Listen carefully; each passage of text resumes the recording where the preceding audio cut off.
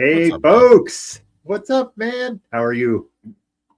Good. Welcome to the SpeakEasy conversation.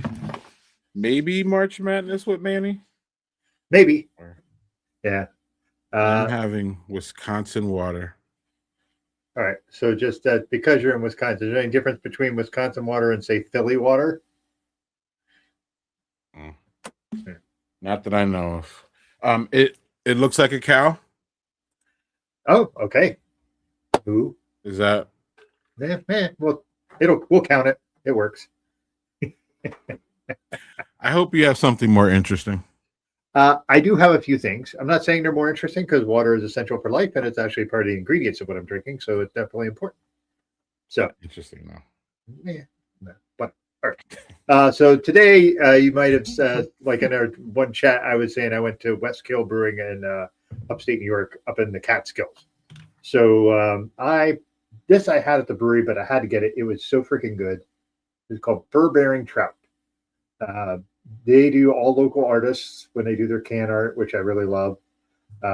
This is a Oh, boy. French. Oh, All here we go. right.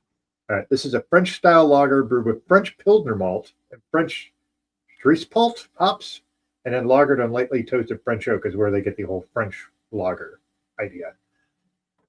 So I'll pour this.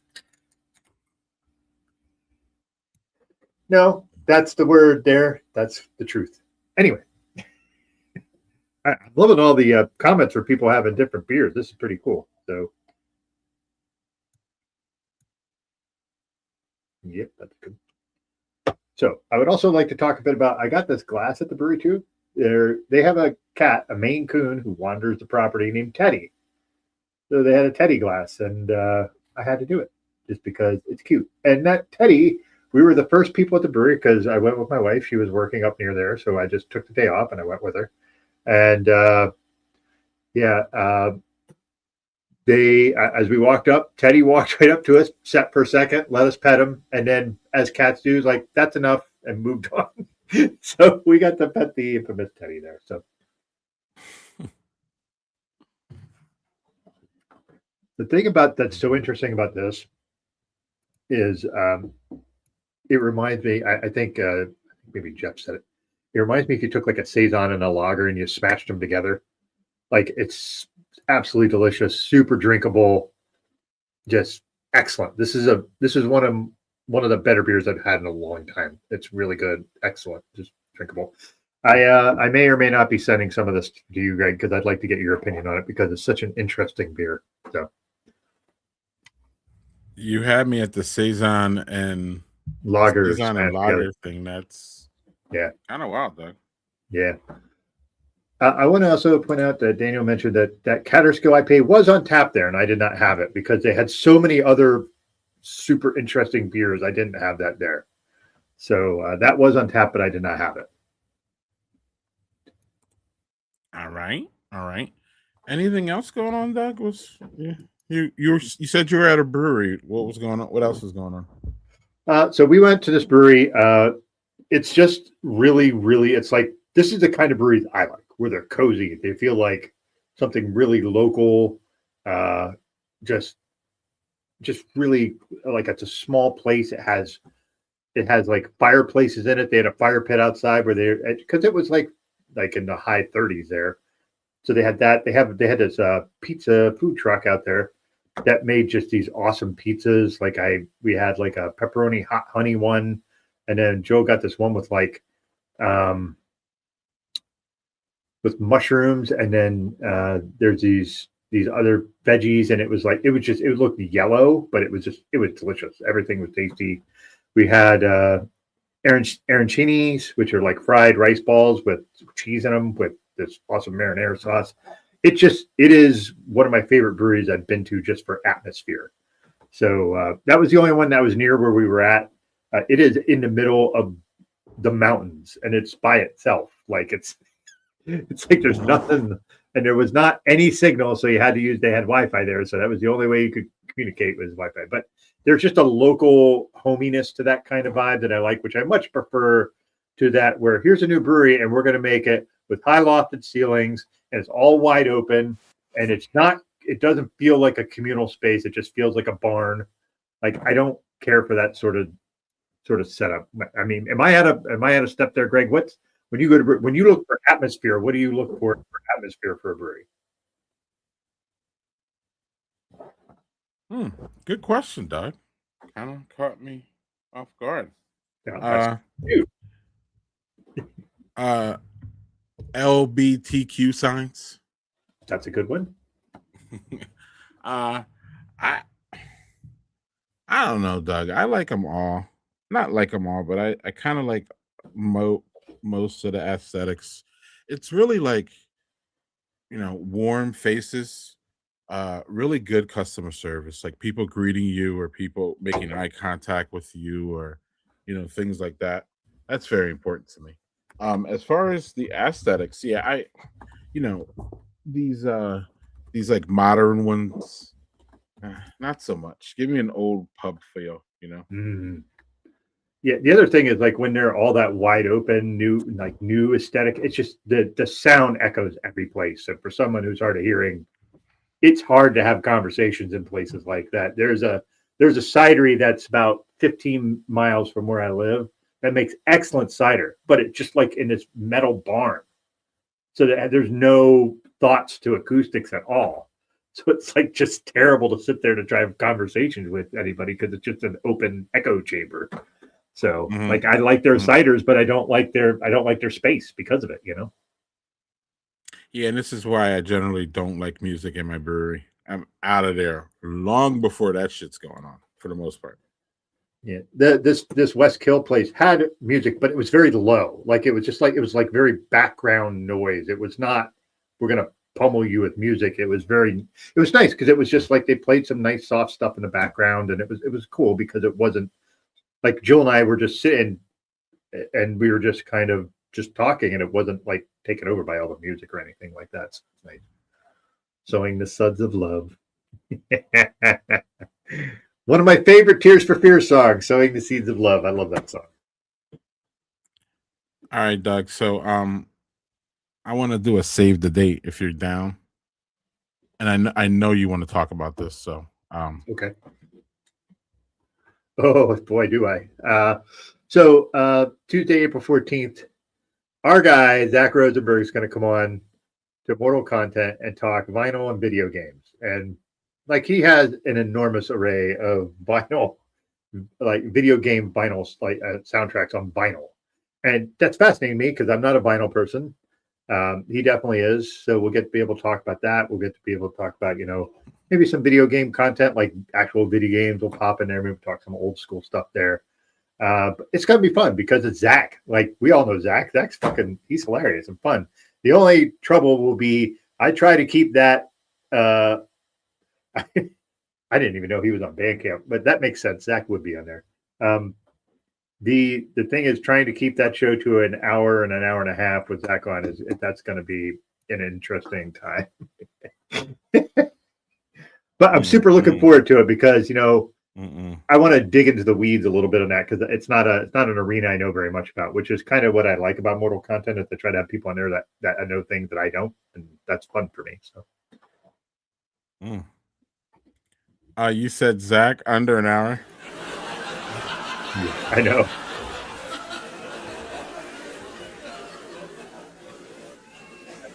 Or is there Daniel? Yeah, it's just not. All right.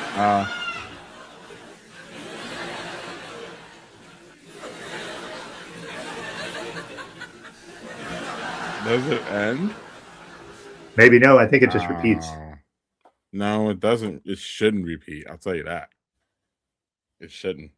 But whatever. So yeah. Awkward. Yeah. Well, hey. Feel like we're an 80s sitcom.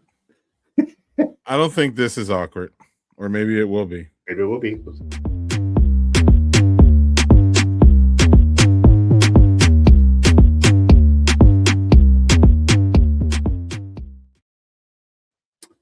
All right. Like you're listening to something. I am. Maybe it'll let me add it. I don't know. There we go. Ta-da. So This is something that Daniel Fisher and I have actually talked to, because this guy shows up in our Instagram feed all the time, and he basically takes older songs and just remixes them to sort of like pop dance. And this, he took Yacht House Summer. So he took like things like Peg by Steely Dan and like That's Just the Way It Is by Bruce Hornsby and remixed them into like very dance songs. It is a super duper fun listen. I mean, if you like yacht rock and you like stuff with a little beat, like a different beat to it, to kind of take a different interpretation on it, it's really, really fun. It's like, that's something I could put on and just jam to and do stuff around the house or whatever the case may be. But like I really enjoyed that. They only released it on Bandcamp because they obviously don't have the licensing to actually use those songs, so they just remixed them. So they put it out on Bandcamp. They put a minimum price on it, $15 for a whole album with like 16 or 17 songs on it. Not a bad price. So I paid that, and I jammed the shit out of this. It was super fun. So nice. Yeah, nice. So that was the music part. Yeah. What else you got? As I tend to do, listen to audiobooks and podcasts. I don't have any new podcasts to talk about this week, but that's because I've been staying with some of my standard favorites. This is one of my favorite authors, and the guy who reads these audiobooks is Ray Porter. Ray Porter is a guy who read Project Hail Mary, which if you've been anywhere, that has been advertised everywhere for the movie to come out. Ray Porter is just an amazing narrator. This is the Joe Ledger series of books. I listen to all these books every year, and I think this is the 12th book he's written in that series. And every year I re-listen to all of them, and then when the new one comes out, I listen to that. So this is an interesting one because the main character goes through a lot of trials and tribulations, and this one is interesting because it involves the Dead Sea Scrolls and like a guy who's like the main bad guy is like Indiana Jones but evil. That's kind of fun. So like I said, I can't recommend that guy. Any book he reads, I am more than happy to listen to, because he's just fantastic at doing voices and characters. So that is what I am listening to. You listen to any new albums lately, Doug? The Party People's one. Like I said, I did listen to the Gorillaz album. I didn't put that on there, the one they released this year. I'm about halfway through that, and I really dig it. But they use a lot of like I forget what the instrument's called, but it's like an Indian guitar that's like very long necked, and they use a lot of that in there. It's interesting because it's not like, they're pretty experimental with a lot of stuff, and this time they leaned into a lot of different sounds and instruments that they haven't before. So they did play one of the songs on the album was on SNL, and Black Thought was in it.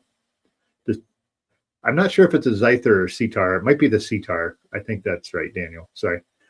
I think it's a sitar. So I don't know. It might be zither, as JC mentioned, but it's just interesting because they blend a lot of different stuff in this album that I haven't seen before. And I'm not really a big Gorillaz fan, but this album's pretty interesting. Like I said, I'm about halfway through it, so that was good so far. English, please.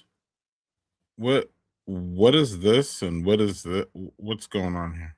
That was the instrument I said they were using. Like they were showing, like if you watch that clip from SNL when there's a person sitting there with like this, it almost looks like a lute at the bottom, like it's rounded, and then it has a really long neck. So it's almost like a bass guitar neck, but longer with this like lute thing. And that's what it is. And how do you play that thing? Like a guitar. So, but it just has a different sound to it, and Sorry, I can't explain any better. I'm not a person who knows instruments well or how to like actually explain that well. So, all right, I heard the latest Gnarls Barkley, and you heard the latest Jill Scott, right, Doug? Yeah, I love that album. What's So going on? much, so much so that Jill and I are going to her concert in Philly. So You were going anyway, though, right? Or did the album make you want to go? no, I would have gone anyway. I saw Jill Scott once at a jazz festival in Rochester, and it was just like Mhm. a fucking awesome experience. So I would happily go see her in concert. She's great. What was your thoughts on the album? Really good. I really enjoyed it. There was one song in there that just reminded me of like a house song, which is unusual. She's not done that sort of stuff, but her voice is made Hmm. for that kind of thing. So it was great. Hmm. It's very much about love and sex, which is usually what her albums are always about because she's a Hmm. generally horny singer. So, Hmm. but yeah, it's really, really, really enjoyable. Our gal ABC was like bumping that and bought the vinyl of it. So you know how she is about music. So Yeah, I thought it was great. I mhm. liked it. Oh, It was good. I didn't know you listened to it. Sorry, I did. No.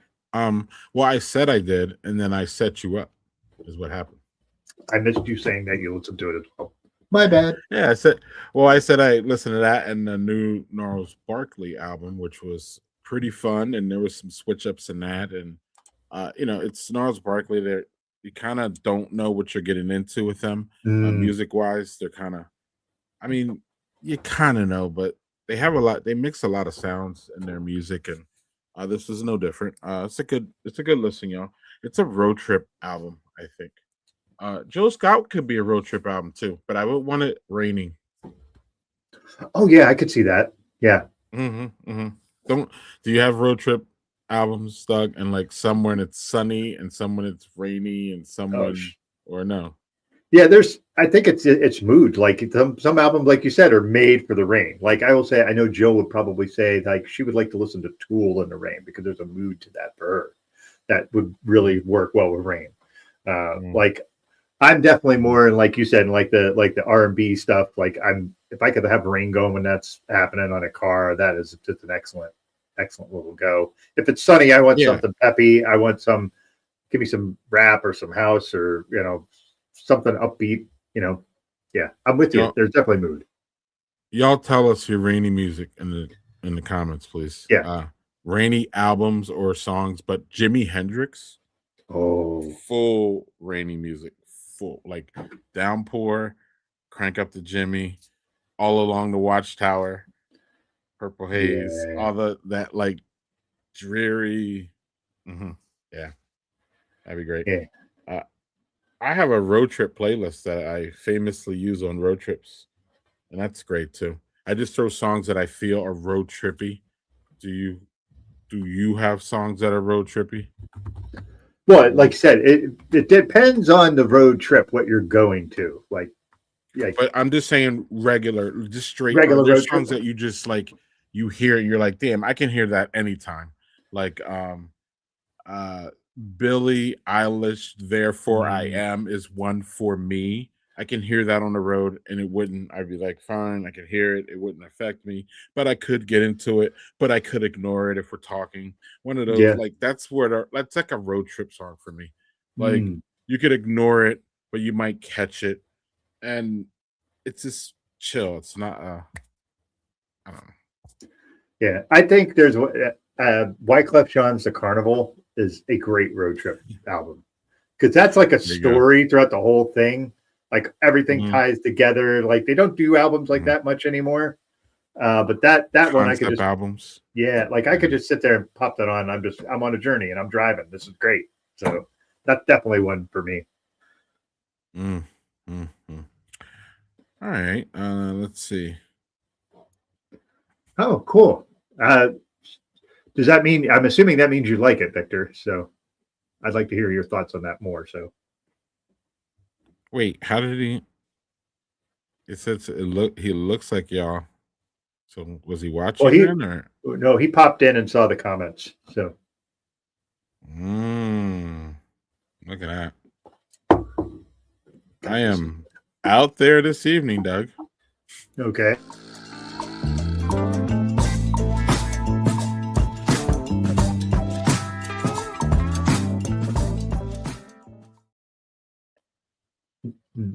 That never fails to have me groove a little bit before we get into this segment. I just love that tune. That's such a good poll by you.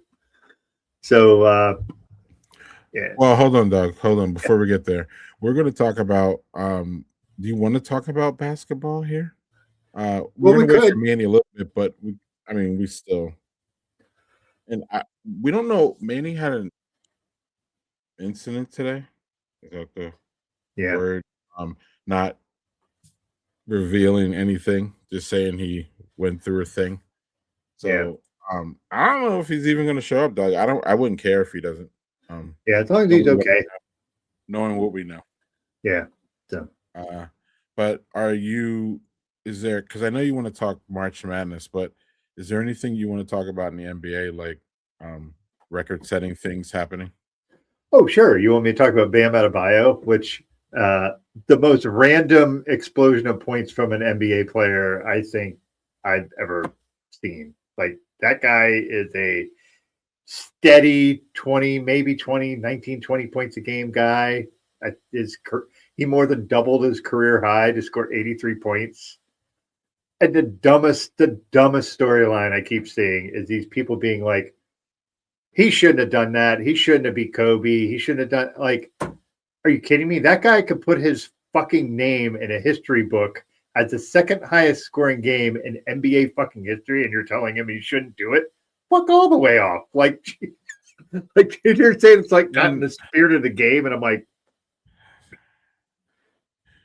so it's weird how y'all bring that in, because like I know the answer, but like, what does Kobe have to do with it? No, I know the answer, but knowing the answer, what does fucking Kobe have to do with it? Like, y'all are weird about sports sometimes, and this is weird. Like, so if it's not Kobe, what about Will Chamberlain? Did you do it to him too? Because he's on that list, like, what, 600 more times under him, right, Doug, or something? He was 5 of the top 10 scoring games ever. 5. That's just crazy, man. That one dude had 5 of the top 10 scoring games of all time. So I part of it was like, Bam has long said he was a big time Kobe fan. Like, he always loved Kobe Bryant. And so they were like, well, he should have honored Kobe by just getting to 81 and stopping. And I'm like, that guy will never have a game anywhere approaching that ever again in his life. That was a one-off game where he just went ballistic, and he's never going to have a game like that. But whenever you see the graphic of the highest scoring games ever, it's going to be Wilt Chamberlain, Bam Adebayo, Kobe Bryant, Wilt Chamberlain. Like, it's just, and the thing is, because he's not a super duper star like Kobe was a superstar. You know, what's interesting is in that top 10 list, which still surprises me, is that Jordan wasn't on any of that. And Jordan had like a 69-point game, I think, against the Celtics that one time. I think that was his highest scoring game ever. But we had like David Thompson's on there.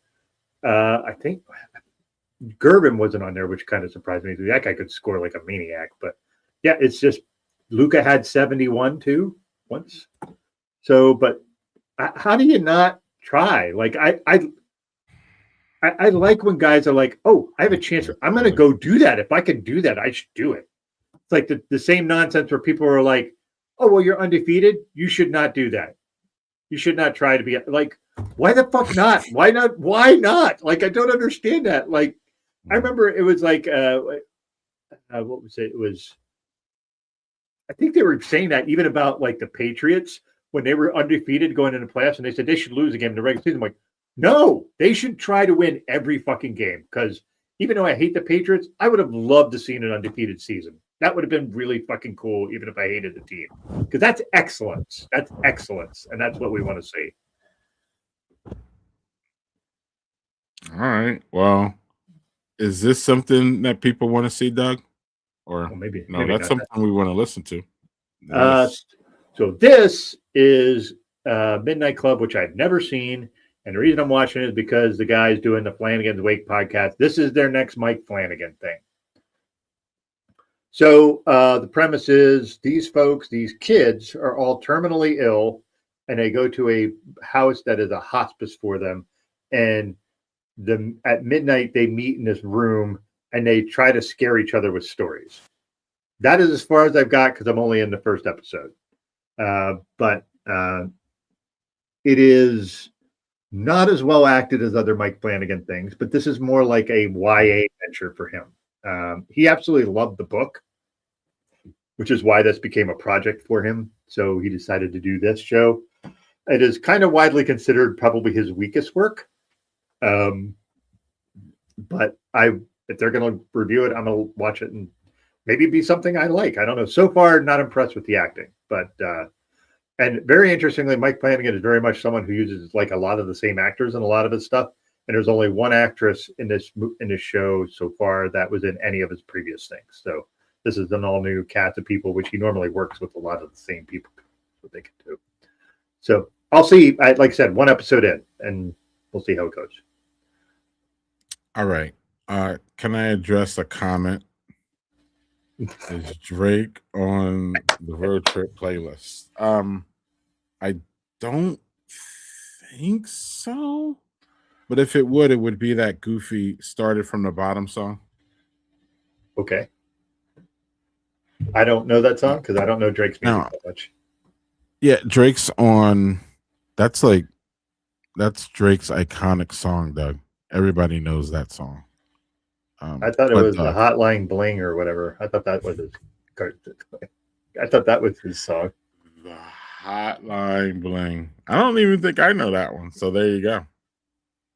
Maybe I'm misinterpreting that. We'll have to get April to correct me. So Drake is on my other big playlist that I just throw songs I like in it. He's on one song on there. So, but it's not a Drake, like it's not Drake. That's a Drake playlist. Some other people and shit. Yeah. What would be if you were going to make a Drake playlist? When would you play that? When you're taking a dump? Like what would be the time you'd want to play a Drake playlist? To annoy the people at my funeral?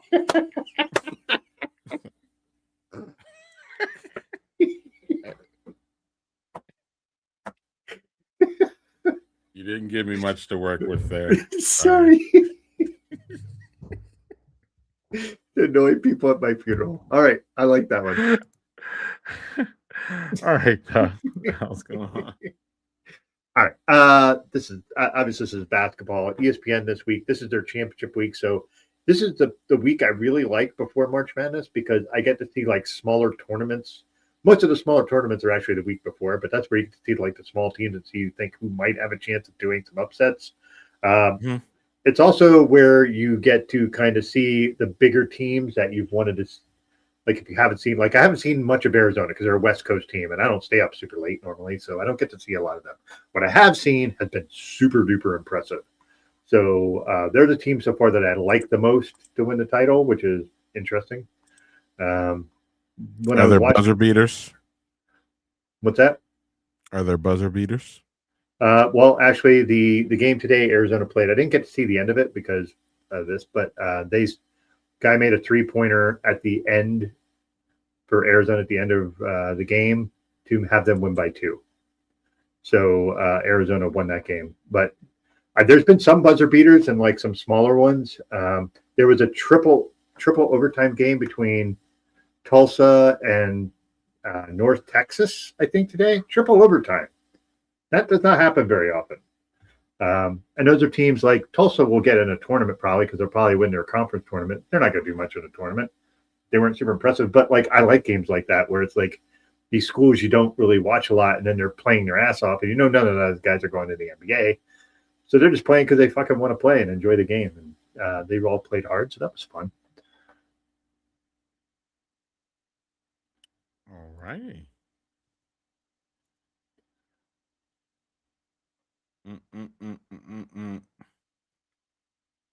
Yeah, Kobe.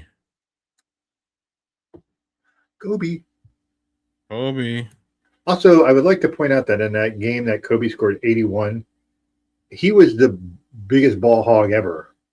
But you have to be if you're going to score that many points. Like he shot a boatload of free throws and he made a bunch and he shot so much. But that's because if you're going to score 81 points, there's no way you're not going to take a metric fuck ton of shots.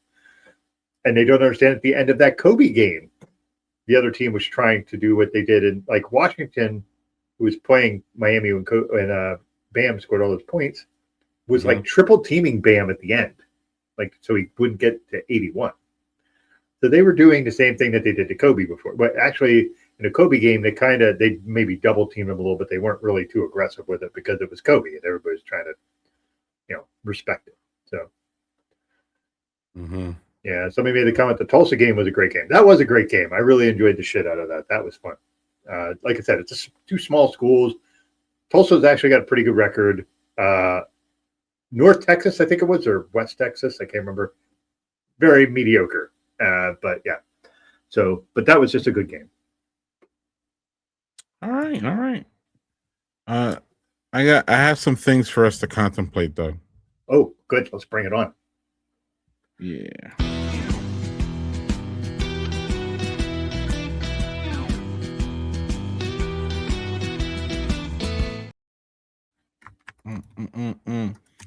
So, let's do this one first, Doug. Okay. I want to say all of them, but I don't. I actually only get to say 3. So that's really the hard part. That seriously is the hard part of narrowing it down to only 3. And Doug, you only get 3 because I know you will probably get rid of all of them. But the reason you only give 3 is so that you really like establish who you dislike harder. Because all these guys, for me, are dislikable. Like literally everyone. But some of them are just fucking more gross than the other.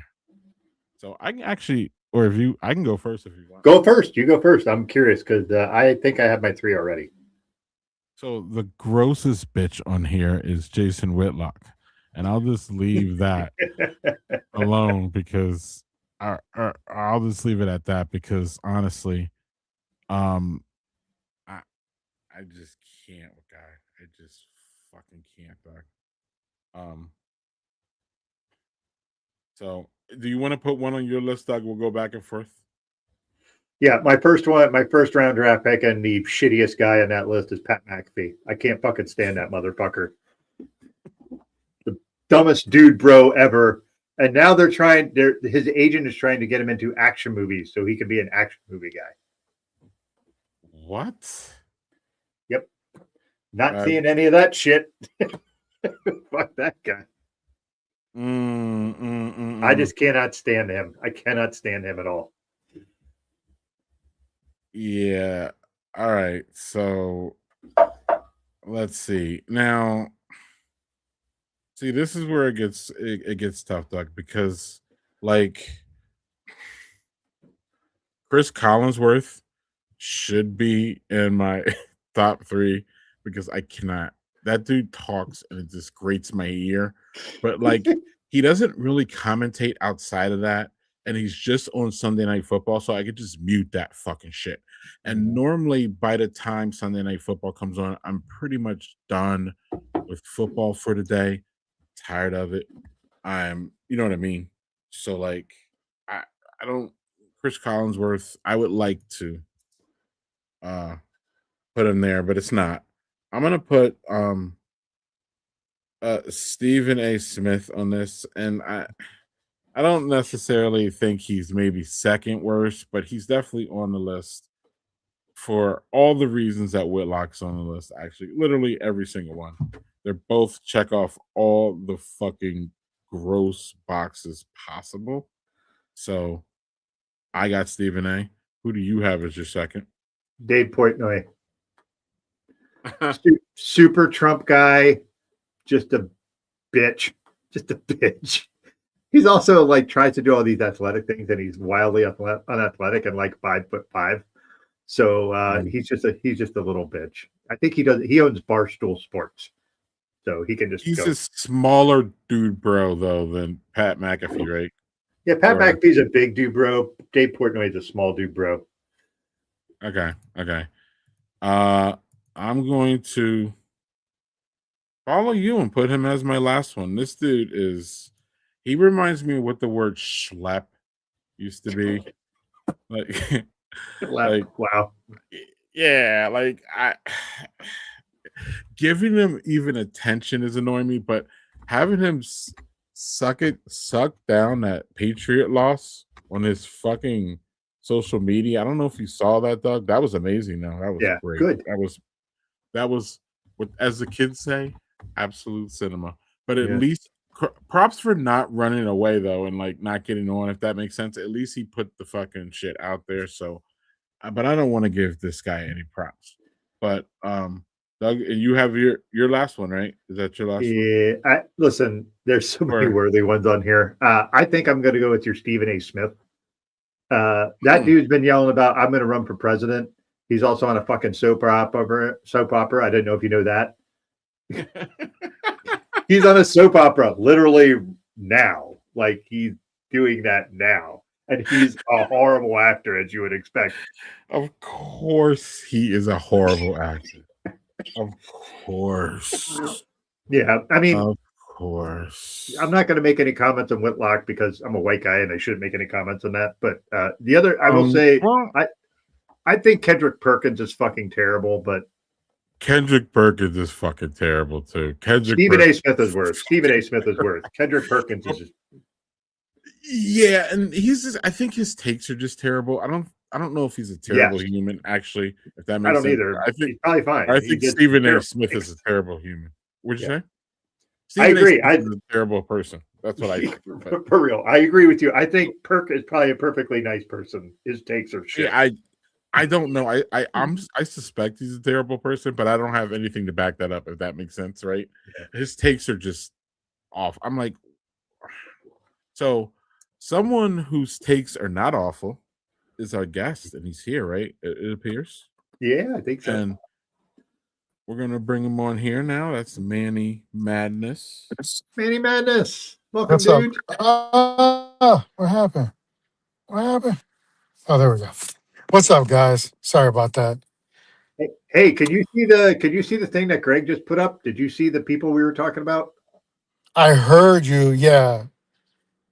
So I'm always going to go, this may sound wrong, but I'm always gonna put the ones that are like, how do I say this? To me, if you're Latino or of ethnic and you're as bad as like Stephen A. Whitlock is the worst. Like I always gonna put you at the top of like shut the fuck up because you're like it's double jeopardy. You know what I'm saying? Like white guys, like it's whatever, bro. Like I'm sure you grew up a certain way, whatever. Like sometimes that's just unfortunately. I'm just saying sometimes. But like Stephen A knows better, Whitlock knows better, and they're still pieces of trash. So to me, they gotta be the first ones that I get rid of. Sorry. They gotta be the first ones I get rid of. All right. So it's Whitlock and Stephen A. They're out, huh? They're out. Both of them got to be out. Especially Whitlock gets pushed off a ledge, like he got to die. Like I'm killing him. Like he's a waste of oxygen on this planet. Thank you, Manny, for saying what y'all already know what I wanted to say. So, Manny, who is your? Yeah, I mean, we could beat up on Whitlock all night. I could do this. Let's go. but really though, who's the third? Who's the third? This is what I'm interested in the most, right, Doug? Like Manny's third here. Hold on, I'm gonna act really old right now. Hold on.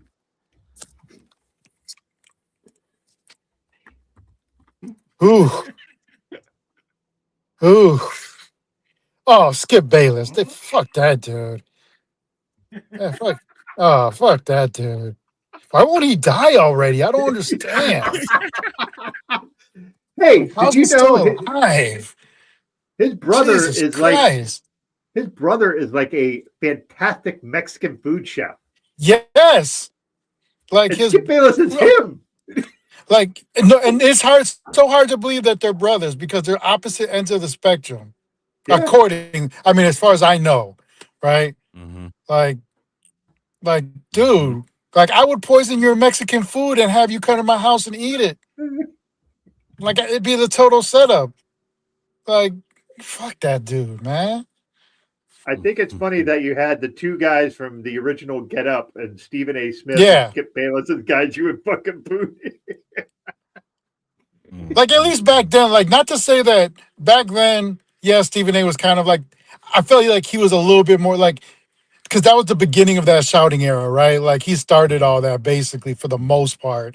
So I thought at first it was amusing when it first was going on, like, it's funny, blah, blah, blah. And then it just started spawning off people like Mad Dog and like, just now we're just going to scream just for the sake of screaming, right? And then they just got full of themselves too. Like, dude, you ain't got no business running for president, that's for sure. But I digress. Man, honestly, I We can kind go of all want him day. to. I want Stephen A. Smith to run so he could be completely embarrassed. That would just be fucking hilarious. And he wants to run as a Democrat, That's which I true. think is fucking hilarious. That's true. I agree with you on that. Yeah, I probably wouldn't care if he ran. I would just hate that the ones that are voting for him, they're taking away probably votes away from an actually decent uh, candidate, especially with who's Right. in there now. Like, he got to go. So any extra votes you're taking, that's not good. Yeah, agreed. But it would be funny and like the side project way, I guess. Oh, absolutely. Absolutely. And like, I don't think Nick Wright or Colin Cowherd are bad people. Their takes are just goofy. That's it. Yeah, exactly. That's Yeah. it. Right.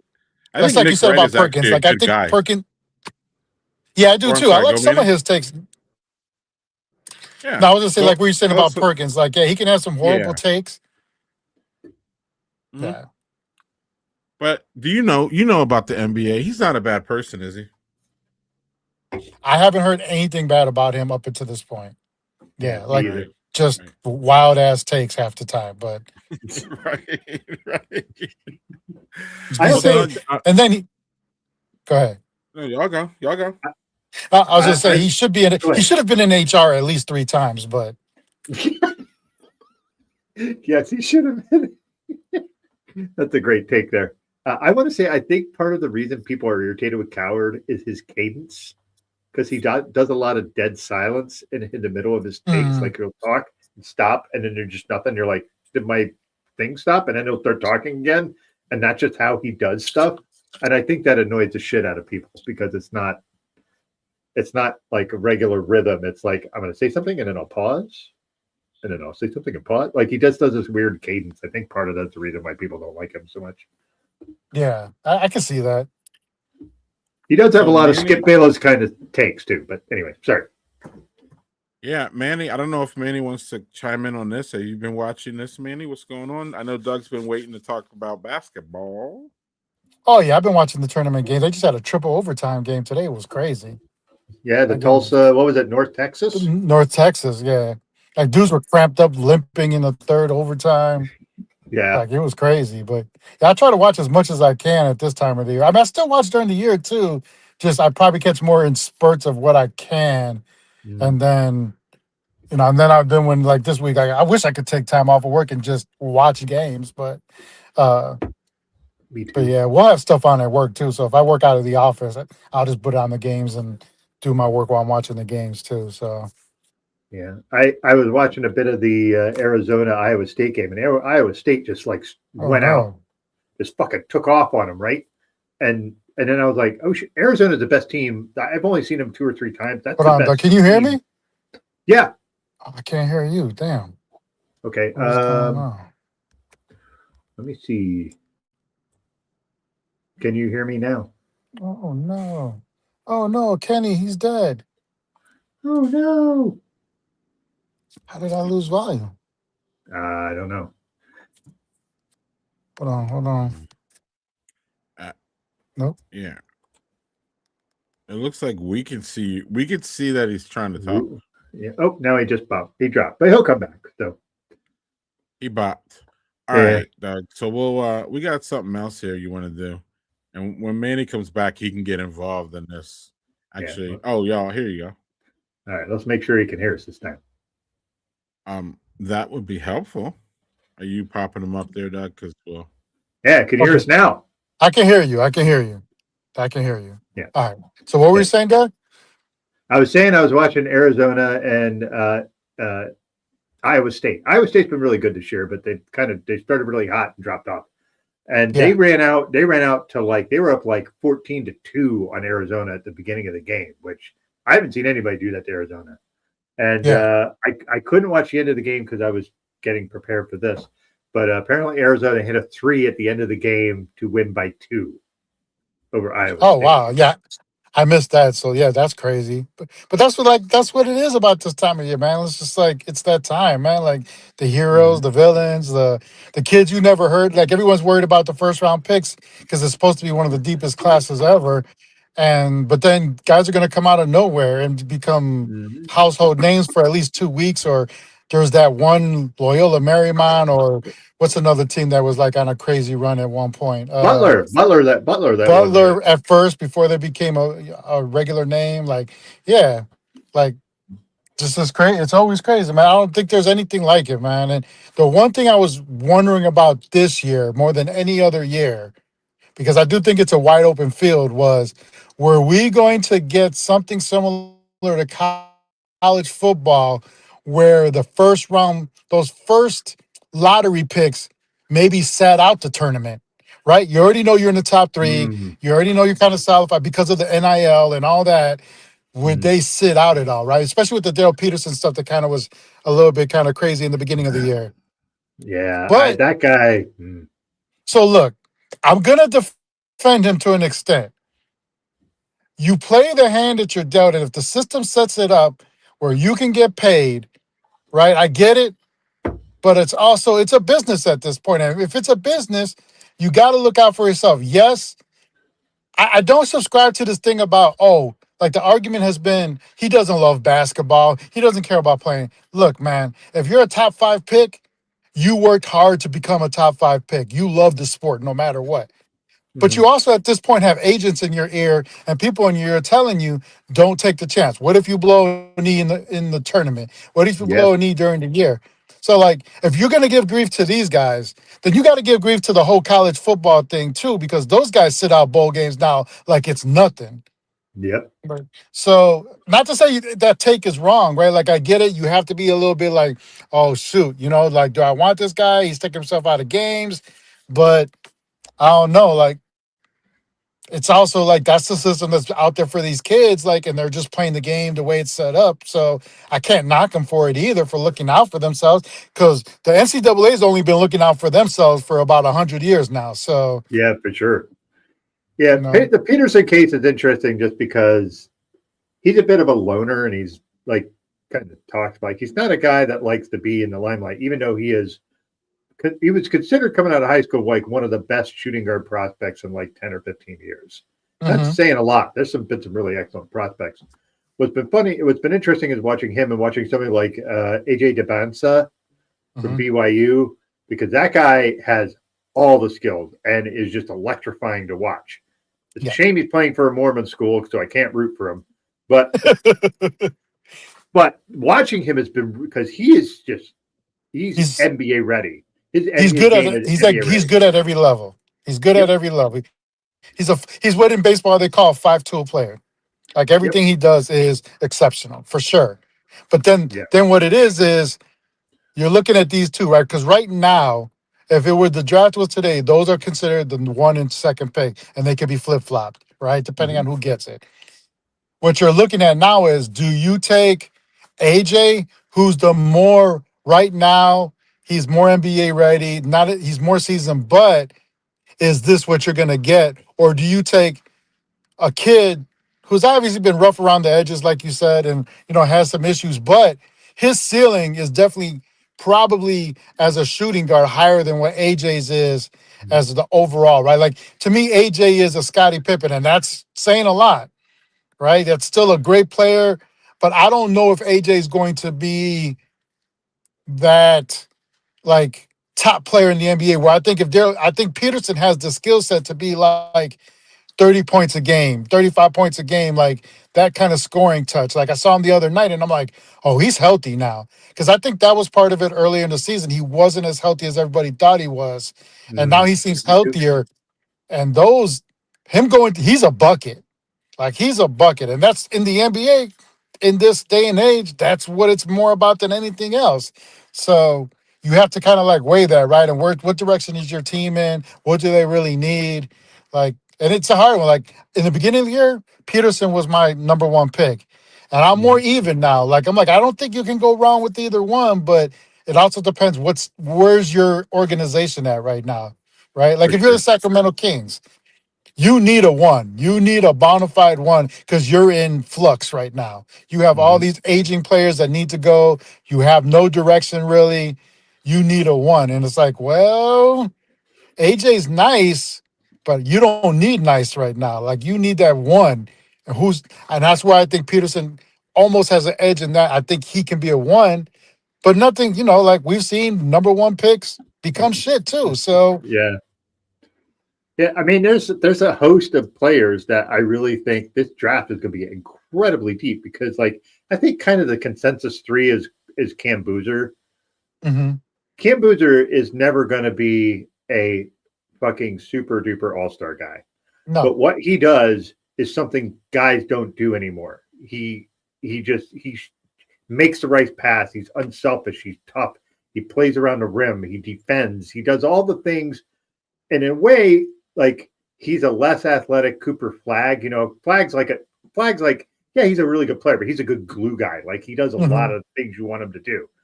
And so it's not like he has a specialized skill. He's a good fucking excellently solid player. Like you're not gonna get more solid than that. And I mean the Mhm. kid from North Carolina, Cedric Wilson? I Mhm. think that he was awesome too, and then he got hurt, which was a bummer Yeah. because he was really, really good. That there's like that kid from Arkansas, Acuff. Acuff is a beast. He's a fucking incredible player. He's a freshman. Mhm. Like Yep. there's just some really interesting guys. Now Acuff is a shoot first point guard, and that doesn't always translate well in the NBA because I think he's like 6'2" or 6'3". He's not terribly tall, Right. but there's like that Kingston Fleming from Houston. Yep. I love the way that guy plays. But the guy I really like that is a little underrated is I think he's at Texas Tech, and this point guard they have, and he's a freshman, and I cannot remember what his name is. I I watched him, know. and I think his last name is Johnson. Let me look it up. But he just the way he plays is very NBA style, Yes. and like Yes. he plays a very NBA point guard style game. And I'm gonna look it up now, and I just I can't remember the name off my head either. Um, but that's the thing, right? Like if there's six good players, you have to think at least two are not going to pan out, right? Yep. They're not going to be what you think they're going to be. And then somebody out of nowhere is going to be Joker or like, yeah, he's going to be like pick 12th or 15th or something like that. And he's going to be phenomenal. And it's like, that's just the way it rolls. But you're right. Like it's top heavy for sure. And I like what you said about Boozer. Like, and who would have ever thought a person named Boozer could play defense? But, Yeah. How about that? and I used to be my running joke about him. Like, I'm never taking a Boozer, bro. Like that dude couldn't play defense for the life of him. But his son definitely plays defense. He's a good all around player, like you said. He's not great at. I mean, he's kind of great at scoring at times, but he's not like I think he's he's not a natural scorer necessarily. It comes yeah, and he's goes good in. at scoring into paint. I think he's good at scoring into paint. He's very good at sealing bodies and doing that. Like, but he's not. I think he's like 6'8" or 6'9". So he's not Mhm. like a center. He's not that. But he could be a pretty good four, I think. And the I guy, think so. Go ahead. Sorry. the kid from Texas Tech is Christian Anderson. Is that kid's Yep. name? Yep. I know you're talking He about. Yeah. is. I love the way that guy plays. Like Yeah. he doesn't look rushed. He doesn't look like like he's the main guy on Texas Tech. He's a freshman, but he looks just not. He doesn't look bothered. A Cup kind of has that same sort of thing. Yeah. They're different players, but like there's just so many really fucking good players. Like it's just really hard because like I think like when you get like top 6 or 7, you're going to get a really fucking excellent player. Yeah. It I'd just be depends surprised. what Go ahead. Sorry. I was going to say it just depends on what system you get put in because we've seen that before too. Hmm. Yeah, and that's again like going. I hate to always go back to the city I live in, but that's always been what the problem was with the Kings is they would draft these players like Davion. I mean, and not to say like Halliburton, you drafted him, but then you put him next to Fox, and I mean maybe long term it would have worked out at some point, but initially in the first couple of years it was like one of these guys got to go. They kind of offset each other and not in a good way. And he goes to Indiana and he just blossoms into this superstar out of nowhere, right? And everybody's like, well, what happened? Like, well, sometimes it's where you go to. It's how they cater to you. It's how they develop you. It's how, the system that you're running has to, if you're going to be a lottery pick, right? If you're going to pick somebody in the lottery, it has to be someone that fits your not only your needs, but your system, your coaching, all that. Like it's very important because you're getting them at this very crucial stage in their careers where they need direction, no matter how good they are, whether it's a Lucas of the world, they still need some kind of direction and where you're taking them to. Yep. And you could derail a whole career, right? Like look at Devin Carter. Like I don't know if Devin Carter would have been anything anywhere else, right? But with the Kings, he was a top 10 pick. And I guarantee you, wherever he goes next, he's never going to be given the opportunity that he would have got somewhere else if he had went to the right system. He's kind of been shitted on, Yeah. and it's just unfortunate. What was so maybe I'm misremembering this, but I think the guy that the Celtics center, Cato, wasn't he with the Kings? So he was in their they developed him in the G League. They brought him up. He would always kind of bounce from G League to back to the main roster. He finally stayed on the main roster for a while, but he was also like, you know, always what the Kings do is they'll develop somebody, but then when they bring them up, it's always kind of like DMP. No, you played for 10 straight games. No, you DMP for 3-4. So he never had a specific role, but you could see he got better every single year that he was with the Kings. And then obviously they just, hey man, anybody want him? We don't need him anymore. Yeah. And look at him with the Celtics. Like he is a stalwart there. Like is he ever going to be an all-star? No, but he has played his role to the T with that team, and he's been a pleasant surprise for them. Yeah. I was just pointing out, like, sometimes you just don't know. Like, there's guys you just, like, I was watching, I forget, I was watching this when my kids were up, and I was watching with my two sons, and we were watching this game. We were watching Memphis, and I couldn't have told you, I'd never heard of half the roster on Memphis. And I was just like, and I follow basketball pretty fucking closely, and I was like, where are these guys coming from? Like, clearly listen, if you get to the NBA, even if you're quote unquote shitty in the NBA, you're still a superb basketball player. Yes. You don't get to play in the NBA and not be pretty fucking amazing in your own right. Now you might be bad in the NBA, but you're still one of like the top 0.1% basketball players on the entire planet. Like you're not terrible. So, but it was just so weird watching that. But then like, it just goes, like you said, a lot of it is where you go, what system it is, does it work for you? Does the coach like playing rookies? Like there's a lot of different factors because some coaches do not play rookies. Right. But that doesn't happen as much now because the ownership is like, hey, we pay that guy fucking money and you're going to put him in. And then, but anyway, yeah, it's a lot. But yeah, I'm looking forward to this for the tournament. Yeah, and then sometimes you get a coach who like you can see him drain every bit of confidence out of somebody, and look at Markelle Fultz, man. Like he got the yips, and it was just like it was a slow crash, and then it was just a crash, and then it was like, but bro, I saw you play well. Like I saw you play well at some point. Or Ben Simmons is a perfect Ben Simmons. What the fuck? Like, who saw that? Like, I'm not saying anybody ever thought he was going to be like, but like, if you look at the first couple of years, like, oh, this dude is magic. Like, as far as like running the point, he's long, he can rebound. His court vision is superb. Yeah, he plays defense. Sure, his shooting is a little shoddy, but like everything else, and even that, like, he would still get to the hole and he shoot a shot here and there. But then all of a sudden, it was just, who knows? Like, that's a 30 for 30 right there. Like, whatever happened to Ben Simmons type thing. Like, it's crazy how cerebral you can have all the gifts in the world, but it's still in any sport, it still comes back to the cerebral part at some point, whether it's how you look at the court or how much your confidence can just wave in a heartbeat, and whether you can be your resolve is strong enough to fight all that. Yeah. I look at like, all right, not to rub salt in the wound. Wasn't Davion Mitchell also on the Kings? Yes. And he has been awesome for the Heat. He's not a Hmm. great, he doesn't shoot a lot of, he does an excellent job for what he is. He's just, they Right. give him a role and here's your fucking role. And that's the thing is like, I think like Miami doesn't have nearly as much talent as most teams, but they have a system that works. And Spoelstra just knows like, I can take this guy and I can make him do this. They made Duncan Robinson make millions of dollars.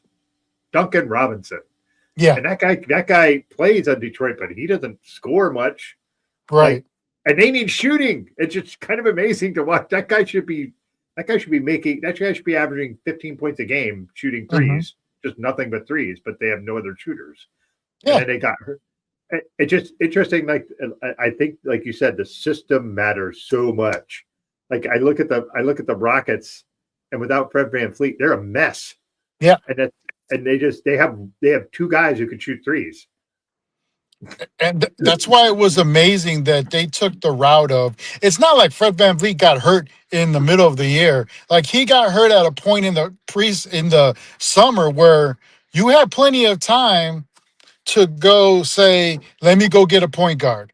Let me go do whatever it takes. Like once you got Durant, you were committed to a championship at that point. So who cares what you give up? Because as soon as you decided that Durant was the route you were going, you had to be willing to put all your chips in at that point for that year specifically, right? Not just let it, and yeah, maybe the next couple years, but you can't sit there and be like, well, we'll just play this year out and see what Fred does next summer. No. How do you even know what Durant's going to be at this age? So you go put all your chips on a point guard. And no, they were like, oh, Reed Shepherd could run the point. Oh, we'll just find a way because Durant's so great. Yeah, he is still great. But you got to surround him with the pieces too, like anybody else. And if you don't have someone that can bring up the ball, or when everything is spiraling, like calm everything down as a point guard. Not everyone assumes that Durant should be that person. Like, look, Durant has a role Never just been like that person. anybody else. No, and you should already know that. So you surround him with the right pieces, and you don't have to worry about that. But they decided to just say F it, and this is where they're at now. Well, I would also like to point out that their head coach is Ime Udoka, who is not a good offensive coach. That's true too. He wasn't a good offensive coach for the Celtics either, and he was a tough coach, and he made them play defense well, yes. But they ran a clogged toilet offense all the time at the end of games when he was at the Celtics, and they're doing the same thing at the Rockets. Like, all right, we'll give one guy, here, go, and figure it out. Like, there's no, like I don't like Joe Mazzulla because I think he's a maniac, but that guy's like, we're going to make people run and we're going to do this system and it's going to work. Right. And the Celtics should never be a 2 or 3 seed for most of the season with the talent they have. No offense. And I'm not saying that, like, Jaylen Brown's fucking amazing. They should never be a 2. They should be 5 or 6 at best. But the system he runs works for them. And they've had guys just completely outplay what you've known of them before. Kate is one of them. Who's the white boy? What's the white boy's name? Oh, I fucking hate Pritchard, but he's one of the guys. But I fucking hate him. I fucking hate him. He's so fucking arrogant. I fucking can't stand him. But he's fucking tearing But even the little things like, oh, let's go. And there was a lot of money at the time when in the offseason they went and got from Portland. Anthony Simons. Who was the guard from Portland?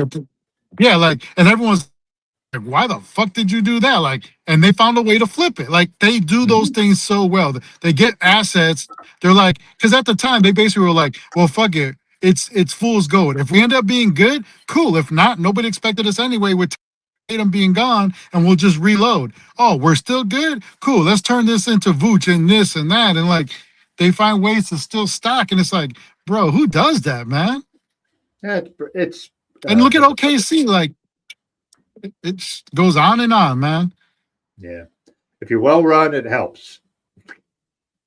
So, all right. Well, before we go off here, I want to say I did have a second beer, and I just want to talk about it super quick, and then we're going to talk about your podcast. So this is Backwoods Trail. This is from Myers Creek. This is a Czech dark lager. So this is a pretty nifty can. I like that. And it kind of suits the bill. See, a nice dark beer. So really tasty. So that's really good. But now, we haven't really talked about your Chatty House, After House, Chatty House. Was it? Sorry, I'm misnaming it. I've had 2 beers and I drank earlier today.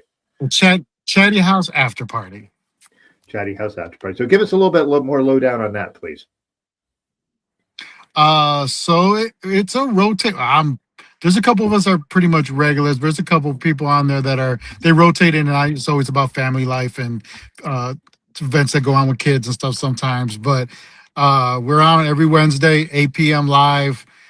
We talk about basically whatever. We always talk about the Kings. That's our main focus. But anything that's going on in the NFL, like this week, we did all the crazy trades and all the signings. Dealt with the Raiders. So we'll do the local teams too, like the Raiders and the Niners. And then usually we'll have a topic that's just off the peel. It might be like, we haven't done it yet, but we will get into the ICE thing at some point very soon, because I have very strong takes on that, obviously.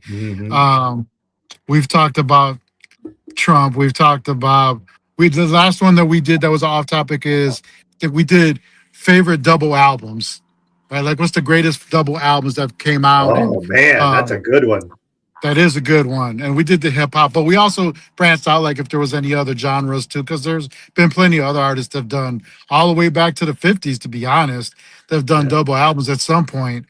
But yeah, so that was a good conversation, and we'll probably bring that back around at some point. But yeah, we talk about anything and everything, and we just have fun on it, and it's just good fun, man. Every Wednesday, 8 p.m. Yeah, awesome. So I have to ask them, what was your best double album? So I one that I think people forget was a double album is J Dilla Donuts was a very large compliment. I don't know if it was ever considered a double album, but I believe there was over 30 tracks on there. It's one of my favorite things to listen to ever in the history of life. It's just the sounds of Jay Dilla are just immaculate. And it's crazy that he died such a long time ago. I can't even remember the date or how long, but I think it's been over 20 years. And people to this day still are using his beats for songs. And because he knew he was going to pass away at a young age, all he did every day, all day, was sit in his basement making beats.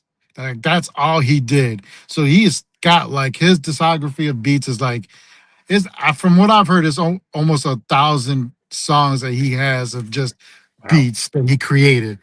So I mean, and he's just a topic on itself. But if it was like a album, I was saying the Wu-Tang, the second Wu-Tang album is one of my favorite double albums ever.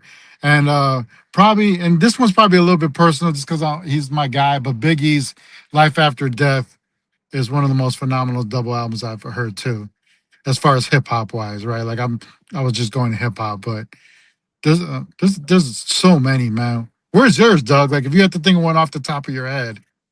Listen, I'm not as huge a Biggie fan as other people, but I think his Life After Death double album is pretty fucking amazing. I'm going to give you one, Use Your Illusion, which was the Guns N' Roses one, which took me a while. That took me a while to warm up to because I was not a Guns N' Roses fan when they came out. But that double album is fucking excellent. Like I really, really like that. That is Greg, what about you? Do you have any double albums you want to pop in on that or no? I have one. I'm looking it up. I don't know if I'll get there in time. I think is this one. It's crazy. Like, go ahead, Greg. I'm sorry, Greg. Go ahead. No. Songs in the Key of Life, Stevie Wonder. Yeah, I didn't realize it was a double. Yeah, it's a double. Yeah, that was one of the ones I brought up on the show. Yeah, it's a double. Damn. Yeah. It's crazy how many artists back in the day. Look at our guy, Jerry, popping in. What'd Jerry say? Songs in the Key of Life. He said that too. Oh yeah. That's a phenomenon. I love Stevie so much. He is a national treasure.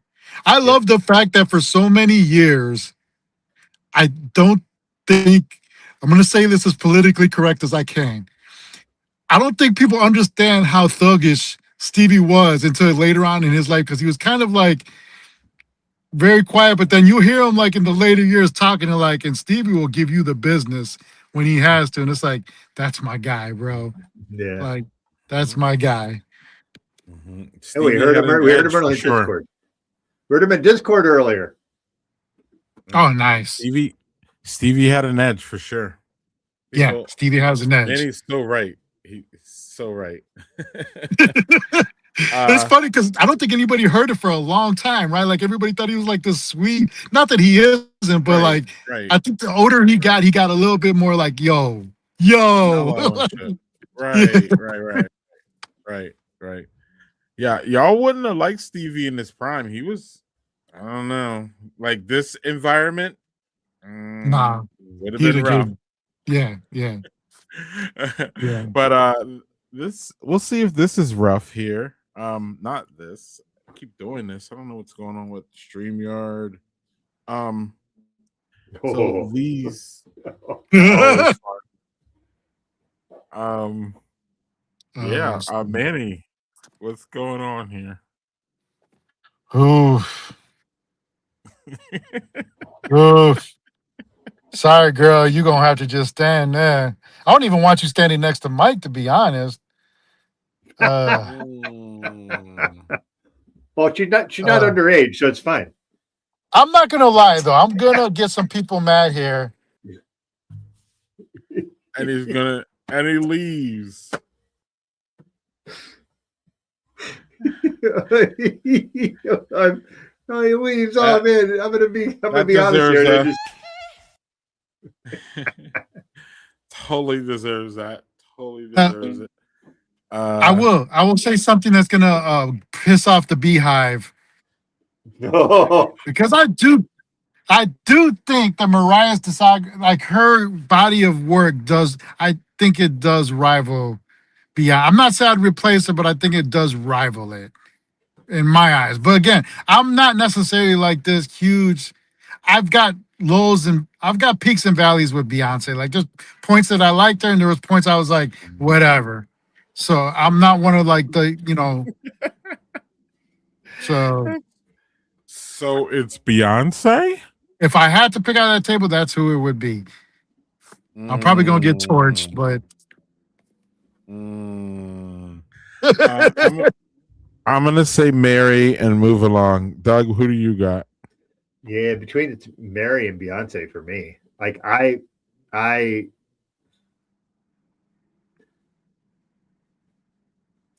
booting Beyonce. I'm with Manny. Listen, I think Beyonce is fucking, she's done really awesome shit. I think Mariah's voice is unparalleled. I think she has a voice that very few people could even approach. And I am a voice person on that respect. And now here's the thing. Beyonce can perform. Mariah just gets to stand there and look pretty, and that's what she does. So and sing the shit out of things. Yeah, look at that. Hey, not so controversial there, Manny. Jerry says that. Yeah, look at that. Hey, see, for me, Mary, even though she might not have like all the hits like Beyonce's, like she hits my soul more. Like Mary hits my soul more than Beyonce ever did. It for me. So like, yeah. So I can't knock her off the table. I can't. I think Monty's saying MC is just going to stand. It's kind of a valid point in its own way too. So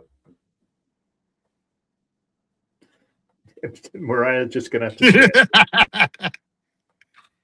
I get it. So, what do we want to? Oh, this is what I want to talk about. I want to get Manny's takes on this too. Like, so I'm going to be flying soon, Doug. We're going to be flying soon to New Orleans. Oh yeah, that's true. Yeah, for Barrow and the Bayou, and it should be fun. But I'm not looking forward to the whole plane thing, Manny. And I don't know if you've seen. I've been wanting to talk about this for a few weeks, Doug. So, number one, airlines have finally said that it's time to ban pajamas, and then this other thing over here that you will be permanently banned if you blast audio from your devices without your headphones. So, which is That's boomer Why hasn't behavior this there. ship been why hasn't this ship been taken care of already? Is my first, but Yes. is the etiquette on the planes and all that, Manny? When was the last time you were on one? Was it out of control? Like, who annoys you the most on here? What what is what is going on Oof. in this fucking airlines? What's funny because in about 2 weeks I'll be headed to Chicago for spring break. Mm. I'm trying to think like, see, I've been that person too though, because I remember one of the worst flights ever was I took Ellie as a baby to Chicago by myself. We got back on the plane. I forgot her bottle with in my Oh. mom's car, and I tried to MacGyver a bottle. Like I tried to create a bottle at the airport because we were already past TSA and all that, waiting for the flight. She would not drink it, and that whole flight, God bless those people, she was screaming. And I felt bad because obviously, I don't want to be that person, but at the same time, I was like, I wish you would say something to me. But Mhm. but there was great people around me that tried to help, that tried to like entertain her. So I appreciated that, but I also I could feel some of the anger too from around me. But um like the pajama thing, like I don't understand why anybody cares what you wear on the flight as long as you're not like ridiculous, right? Like Right. you're not wearing a nightgown or a mid like I mean people damn near like nobody wants to see Victoria's Secret nightgown. Not that I don't actually, but but I get that. I get that. Like I get why people would be like mad about that or whatever. But like who cares? You should be look, if I gotta pay $1,000 for my goddamn fucking flight, I'll be damned if you tell me I gotta be in a 3-piece suit or whatever it is that you think I need to be in. Like, fuck you. Shit. I'm a sweatpants on these things, Sky. You too. That's the thing. I'm sweatpants too, man. Be comfy. Yeah, man. Like you're in this Doug, do crowded you have any space. right. You have any comments on any of this stuff? I listen. Nobody in any public space should be listening to shit without their fucking headphones or whatever. I think that's, and this applies also when you're just like riding around on your bike and you have like, this isn't the 80s. You don't need a boom box your shit around. Like we have technology. If you, let's say you have a boom box, you can go to Five Below and get $5 head earphones. Like you can do that. Like, and I'm not saying like everybody has a lot of money. I'm not saying that. If you don't have the resources, then I can totally understand that. But on a plane, you are paying fucking money. You are paying a lot of money to be on a plane, and you should not be like blasting your shit. And I guarantee you the people that are blasting that shit are listening to shit like I'm listening to Rush Limbaugh tapes. they're not listening to cool stuff. They're listening to bad shit. So But, like Doug, we can't just ask you nicely. We have to permanently ban you. permanently banned seems a bit aggressive. Yeah. Kick you off the flight seems appropriate. That seems maybe appropriate. That I can deal with. Or like 10 lashes or something. Like something, Like we're in the oh no, Philippines. man. What about people who smell like ass? Oh, that's the worst. You know what That should is the happen? worst. What we should have is like, all right, there's this bag that the stewardesses or whatever they're called now have a bag of here's these tiny attendants. flight attendants have these like travel size deodorants. You stink. Mhm. Here's your deodorant. It's free on the airline. Here you go. No, for me, I think they should install on every airplane under like somewhere in the back or underneath it, there should be a decontamination shower. And then there's a hose so that they have to go in there and you hose them down and humiliate them. And then they have to, yeah. Public shaming. Yeah. Oh man, It's like, yeah. It's like Game of Thrones. Shame, shame, shame. I bet you they never do it again. Yeah. Or they just shove them in the bathroom. In the bathroom, since that's like a self-contained area, just fucking hose them down in there. Yeah. There you go. You know what it could be? It could be like, all right, so you just have people like, all right, we're selecting you for a very exclusive thing. Walk down here and talk to these folks. And it's just like when you walk through like the old J.C. Penney, where you walk through the perfume department and they just start spraying shit at you while you're walking by. You come out and you smell all these fucking perfumes. I don't know. That's a dumb idea, but funny. Yeah, exactly, Jay. Like, damn, come on, man. Like, you gotta have some hygiene.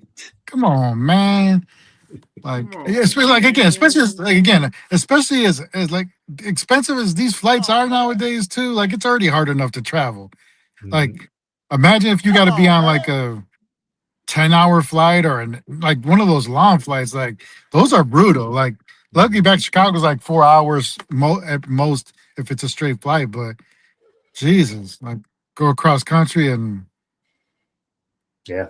Come on, man. Obama, baby. All right, Doug. Let's do this.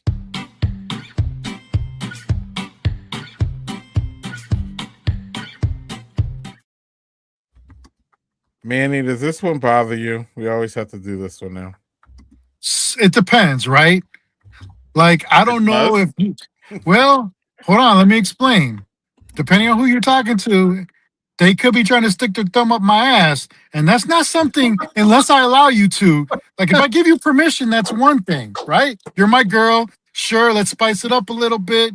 Let's play plug the hole. Cool.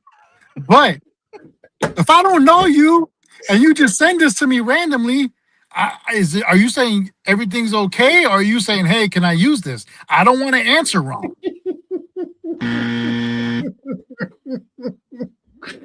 That is not an interpretation we have ever heard, I don't think. Just saying.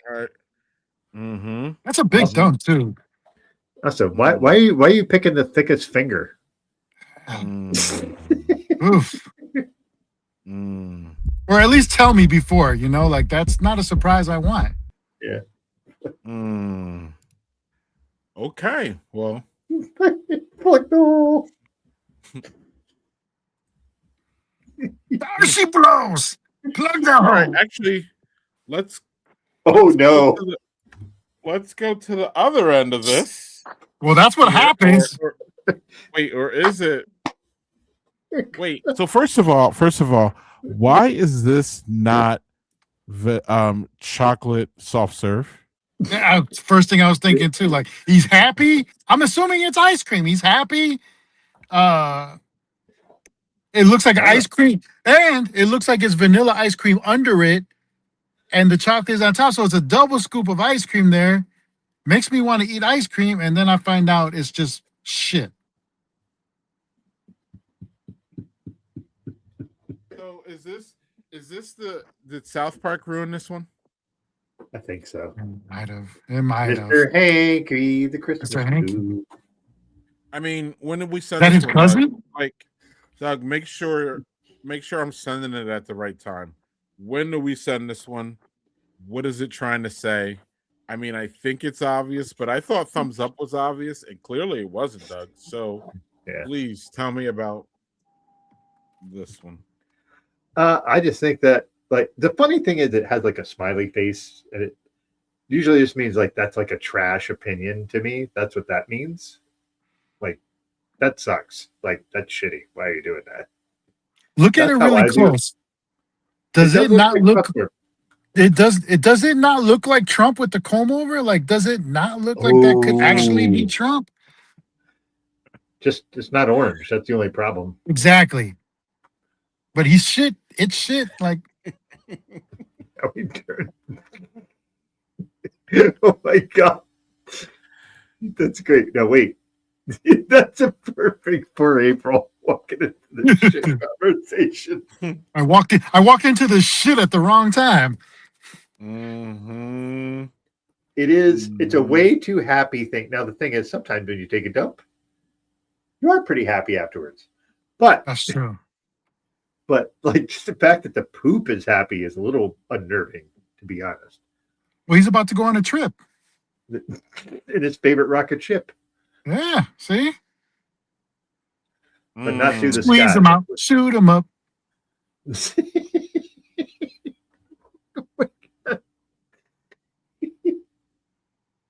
Oh no.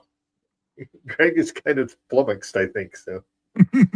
Yeah, there's nothing more to. There you go. There you go. That's a great way. Hey, have you taken your Metamucil today?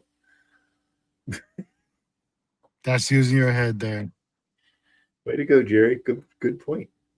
All right, last one. I think it's pretty straightforward, but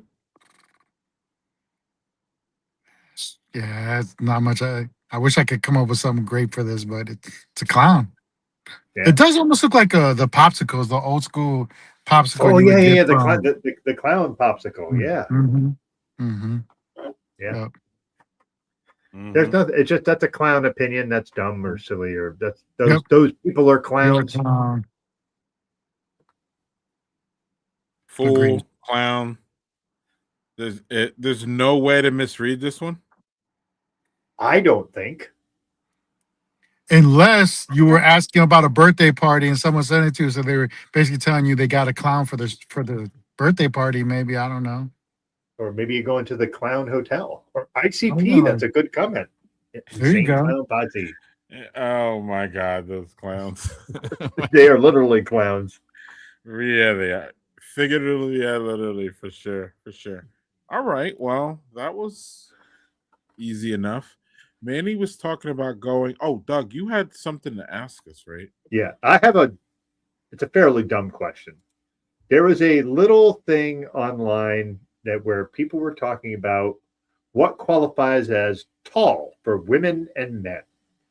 So tall for men, as a sort of internet conversation, was tall for men was considered 5'11" and above, and tall for women was, I think, 5'8" and above. What do you consider tall for men, and what do you consider tall for women? I'm curious because I think everybody has a different connotation of what tall is. Go ahead, Greg. I want nothing to do with this first. What? Manny. Guess first. I think for men, I've never anything with. I mean, it's only off by an inch, but I would say 6 foot and taller to me has always been tall. You know, and then that's maybe changed over the years because I feel like kids are taller nowadays. But I always thought 6 foot and taller. For women, I think like 5'8", 5'9". But for Mexicans, tall as anything over 5'4". Anything over 5'4", and you hit the jackpot. So, just this the truth. Unfortunately, it's the truth. Like I remember, I always bring up I remember we played Juarez in Chicago in high school, and God bless those Mexicans. Their center was like 5'10". Their point guard was like 5'1". It was like I thought when they came out of the tunnel, they came out of a clown car. Like it was like, what the fuck is this, man? So God bless us, my people, but we are not a tall breed at all. So, but in general, yeah, I would say 6 foot and over for men, and for women, 5'8" and over is probably considered tall.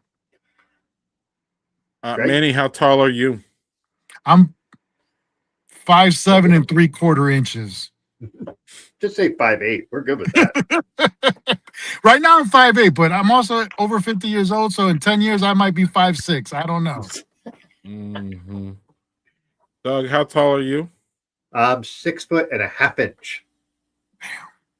So yeah, I on my license I'm 6'1". I've always been 6'1", and then past like 5-6 years I've shrunk a half inch somehow. So Jesus. Mm-hmm.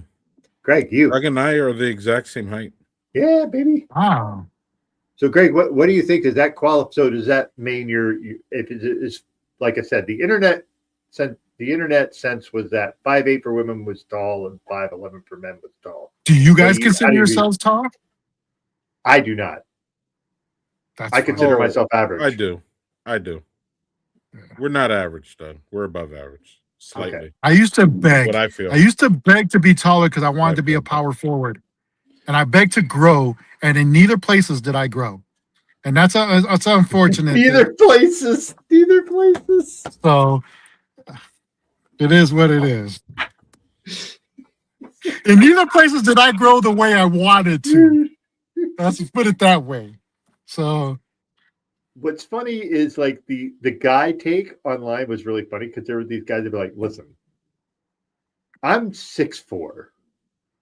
That's tall, and I think 5'11" is like average. Like the tall guys are like 5'11" is like okay.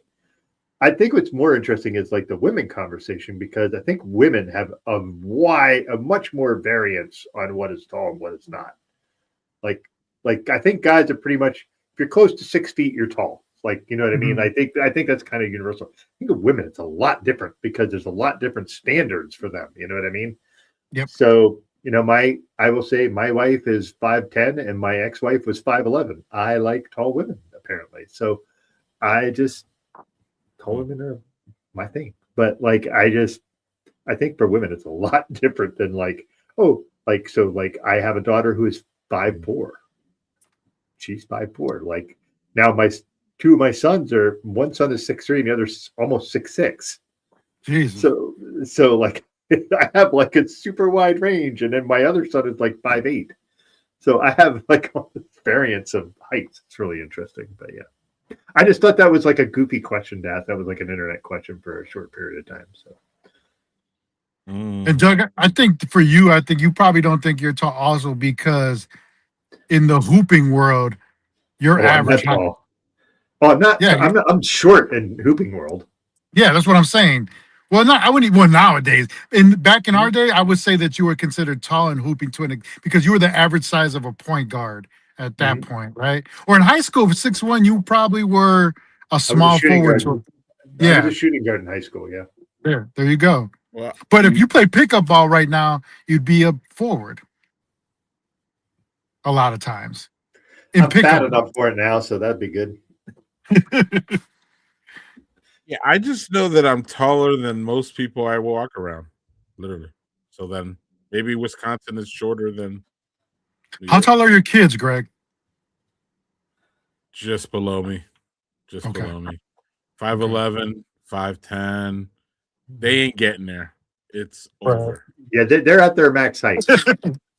I've declared it over, but it may not be actually. There's still, I mean, it probably is, but I declared it over. So yeah, my youngest is nearly 6'6", and he's 18. So I think he's done. But we've seen people that like shoot up even after 18. I'm just like, Doug, you lost. Damn. You didn't have a chance with that one. You didn't have a chance there. Damn. Yeah. That's fine. That's humongous. I mean, that's tall. Like that's fucking tall as fuck. That's fucking tall. That's fucking tall. Right? Yeah, he's tall, and like when they were in my house, just they don't get to come up too much because they stay with their mom most of the time, which is an hour away, and they just are their lives are intertwined there, so they don't get to come up much. And so my son he's going to trade school to be an electrician, an HVAC electrician. So like, but he's like, I'm on break. I'm going to come up. Kyle and I will come up. Great. So they come up. And I'm talking to him, and I'm talking to him like this. Like, it's fucking weird because they're fucking like way taller than me. And I'm like, hey, this really sucks. Like, you guys were always super little, and now you're just fucking. Well, I remember a guy I was stationed with when I was in school in San Diego, and I was stationed there for a little bit doing just in training. The guy that was one of my friends there, he was from New Orleans. And that's why I remember because Greg was talking about New Orleans. He was 6'11", and his wife was 5'4". Damn. So I was like, bro, are you just spinning her on you? Are you playing like, is that how you decide what to do that night? You have like a little board and then you spin her and then whatever it lands on, that's what you do? Like what? Like, that's a crazy difference. And funny story about him, I know I'm on tangent, but he was definitely scared because he was from New Orleans. He was definitely scared of those troll dolls. Oh, yeah. So one day when he went out of the barracks, he went to go do something. I put in his locker like 12 troll dolls. And he came back at like 10 o'clock at night. I never heard such a blood-curdling yell and seen a grown man at 6'11" run so fast. It was the most hilarious thing ever. Yeah, my daughter's 5'4". Her fiance is 6'6". Oh wow. So yeah. Hey Greg, do you mind if I talk about my third beer here real quick before we jump into something else? Well, I was going to see, is Manny good? Does Manny need to go? Want to go? I do have to go. I'm still kind of sore, and I gotta get a house and lay down a Yeah, little bit. sorry. Mhm, Okay, mhm. please do, man. Thanks for popping No, it's on, all man. good. I just didn't want to diss you guys at all. You know what I'm saying? I love you guys to death. So No diss, man. Yeah, No man. diss. No diss. Go home and get some rest, man. Thanks for popping appreciate on it, so when man. you could. Yes, Love you yes, guys. yes. Thanks, Manny. You Thanks, too. Manny. Take care, man. Cheers. Mm-mm-mm.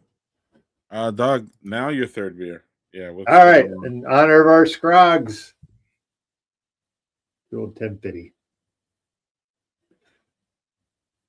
You pour that bitch already, or you're pouring it now? Yep. All right. We didn't even get to talk about brewery logos because it would have been funny to hear his part, but I'm super. You and I will have a good conversation about it, but poor guy, man, he needs to go home and rest and feel better. Well, yeah, I wasn't even trying to do it without a guest, but it's fine. Yeah, that's okay. Whatever. What's going on with the 1050? It's 1050. It's fucking delicious. It's always delicious. So I got it because it hasn't been distributed much here, and they're finally distributing it in Wegmans. So I'm pretty happy with it. What's going on? Yeah, let's see it.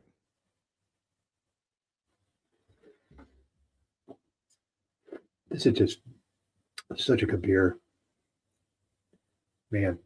I mean, what do I have to say about it? We've all had 1050. It's fucking excellent. Good imperial stout. You want to take this opportunity to talk about the legend of Scrogs? Why everybody's putting that in the comments? Yeah. Those who may not know. Scroggs was like I think he said he was combating with somebody online in Untapped to be the person who drank the most 1050s. Or who checked in the most. Checked in the most. And so he and this other person were like back and forth. And now that he's in Portugal, he doesn't get to have as many. So I'm afraid he's probably lost that battle. But the idea that he drank that many 1050s, where he was one of two people in the world who were like the top 1050 drinkers, is pretty fucking impressive. And this is not a light beer. This is a big ass beer. Like, I'm gonna drink. Remember, he was on our show and he pounded one, and I think he pounded the barrel. He pounded like the fancier one, dude. He pounded it. He did that big boot glass with 5 beers in it. You remember that? And dude lived in Texas, so it wasn't like he was always drinking it in hot weather too. It was wild. The whole thing was insane. He even did that thing where there was a challenge where you put the beer in the basketball and you bounce it and then catch it and drink it. And even he did that with the 1050. Like, he didn't take like a nice easy lager. He was like, nope, got to do the big boy. All right, Doug. Do you want to do the logos, or do we want to get out of here? I think we do the logos, and we could do. How about we do one logo? Do you have 2? We could do one. I see the one you have ready to go, and we could do that, and that's kind of a well-known one. Or do you want to just hold on to Doug it? never stays within the parameters of anything, y'all. Like, it's either yes or no, and Doug takes no. Let's. I'm giving you options, Greg. I'm giving you options. No. So it's either Greg is like, cut it or not, and Doug's like, no. How about you take a slice, Greg? Hey. So take a little we bit. will slice it.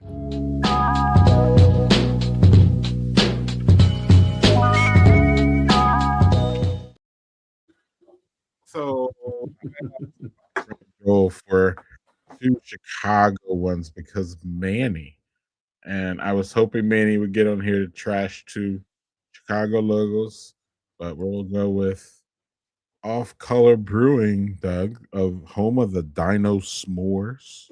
Yeah, baby. And what leads you to this one? All right. So what I love about this is just the idea. They just are like, here, we're going to do almost like a sort of pencils comic book style. and I just think it's pretty nifty. I and it's almost like they're doing like a custom font with it, and I just really and it's all one. It's so what's cool about it's also it's just like it's black and white. There's no like no yeah. Daniel mentioned it like kind of like somebody drew it on a napkin. Yeah. Uh, kind of feels like that. So it makes it feel a little bit more personal in that way. So I dig it. If we're going to do ranking out of 10, I'm putting that like 8.8, 8.9, but just because it's simple, but it's really good. And it looks like the mouse is like, sir, may I have another beer, please? And yeah, I really dig this. Yeah. I don't know. I don't get all critiquey with these things. It literally is just the first, it's the first look. 9 out of 10. Mhm. I don't really have to say much. You said it all. 9 out of 10. It's great. It puts you in a mood. It says something. I have no idea. I don't even care. I literally do not care about the mouse, the significance. Who cares? It's just a Yeah. nice logo. It's unique and it's fun. So there's that. And then less than a mile away, Doug, is this one. Mm. All right. So hold on a second. You couldn't get two more different breweries, I hear. I've never been to either one. I've had both of them. Dovetail is just technical, by the style, old school, just great execution, all that. Apparently Off Color is what it is. It's weird. It even says it here, home of the weird and forgotten. They have used dry humor. So you couldn't get another, a trans, transposition. Is that what it is? I Yeah. don't know what the hell I'm saying. Okay, cool. That sounds good. I'm sorry. What do you got for this one? Well, I will say I'm a bit biased because we did have Jenny Flaffen, who's one of the brewers at Dovetail, on here. And I like her very specific takes on doing classic styles. Yeah, but that's not the logo, Doug. Just the logo. I'm getting there. I'm getting there. I'm getting there. The logo itself. I'm just saying, don't use that. I'm saying, like, just code for the logo. Don't go for the pass. Is that what I'm saying? Go for it. I want to see some. All right. So what I do like is that I like that. All right. So there's 3 variants of colors, and even there's 2 different fonts, which in this case I don't think actually detracts from it too much. The little B is a little. I'm not thrilled with the little B, but I understand why they did it, so they could do the D, the letter D in there and put the B in as well. Oh, the little B between and the big D. Yeah, that drives me a little bit nuts. But wait, explain why, please. Because it's Dovetail Brewery supposed to be capitalized because they're proper nouns, and the B is a lowercase b, and that bothers me a bit. I love it. Go on. I just think it's like you said, you could have 2 different style of logos if you tried. I think this is like an 8.1, 8.2, whereas Off Color was like 8.8, 8.9. So I think these are both really great logos. I just like Off Colors better. The thing is, if they tried to do a capital B within a D, that would mess up the Dovetail Brewery part. So I don't know how they fix it. I almost feel like if they just would have left it like a capital D, that would have been better. Okay. All right. I just didn't want you to be all like, I like Jenny, so I like the logo. I do like Jenny, and I like their styles of beer. And I can love Jenny and fucking hate the logo at the same time. Yeah. Oh, I'm just saying. Now, honestly, Doug, I'm not a huge fan, actually. When I go deeper into it, I don't know. There's some. Actually, I'm not bothered by the D and the B there. I'm bothered by the black font and like because of the weird shadow effect. The shadow. I'm not what's going on. I'm just not. I maybe want the font Or maybe it is the font of the D&B. That's the font of the black. I don't know. There's something about it that is not right, if that makes sense. So Hmm. 6 actually does. Yeah. There's also the upper. You said the overlap. You want to factor in that their beer is exceptional. Mhm. That does not help it, in my opinion. It doesn't like accent it, but it doesn't matter because if you have Dovetail beer, you're just gonna like it. So it doesn't. Yeah, that's a the problem. fucking logo literally doesn't matter. And it is something where like there's a bias there because we've had Dovetail beers, and every Dovetail beer I've had has been awesome. Right, but I still could say your beer is great and say fuck your logo. Just literally the same that at the same moment. So Yep, two and it's things are not fuck mutually that logo. exclusive. Yeah, no, it's not fuck that logo, but at the same time, it's certainly not as endearing as this one. So, Yeah, agreed. yeah. All right, though.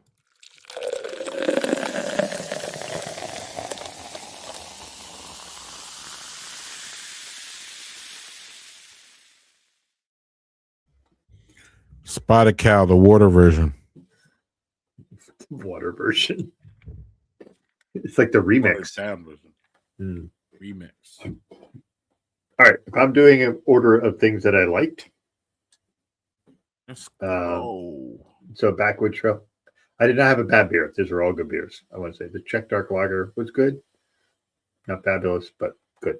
Can art. Canart, I think is fine. I like the pine trees. And did you buy it for that can art? No, I bought it because I wanted to try their Czech Dark Lager. I bought it. Kind of spooky, Doug. It's kind of. It is. It feels very Halloweenish, right? Mm-hmm. He puts a little cabin there. So can art's pretty good. Second favorite was 1050. Can't go wrong with that because it's 1050. Mm-hmm. My favorite thing can art for that one. That one doesn't need can art. No, that is just good on its own because it's an OG. This was just the best thing. The fur bearing trout, the French style lager. Like I'm gonna send you one of these, Greg. I have beers to send you. I have multiple beers to send you, so I'll be trying to get these to you soon. This was superb. And winning the can art. Mm-hmm. So that was it for me. All right. Doug, next week, do you know who we have? I do not. I can find out. Somebody in the comments. No. I know. Oh, it's Victor? In the comments. Is it Victor? Aragon. Yes. Yeah, all baby. The fools in the comments today. Yes, he did. Little fools. And what why do we tolerate this again? Why do we tolerate this again? It's Victor, right? Yeah, because it's Victor. We love him. So, how do you not love Victor? I'm like picking fights with him, but when he comes to my chat calling me a fool, I gotta. Yeah, well, what a fool believes. Am I right? Doug, do you have any pre-Oscar comments? It's the Oscars, right, on Sunday? Yeah, I'm going to say that I think the problem is I think the best movie last year was Sinners.